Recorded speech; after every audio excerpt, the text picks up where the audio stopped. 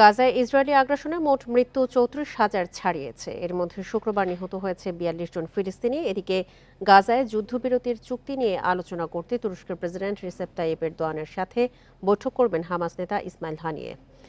গাজার রাফায় ইসরায়েলি হামলায় নারী শিশু সহ অন্তত ৮ জন নিহত হয়েছে। পশ্চিম তীরের তুল কারেমে নূর শামস শরণার্থী শিবিরে ইসরায়েলি বাহিনীর দ্বিতীয় দিনের অভিযানে ১৪ বছরের এক কিশোর সহ অন্তত ৫ জন নিহত হয়েছে।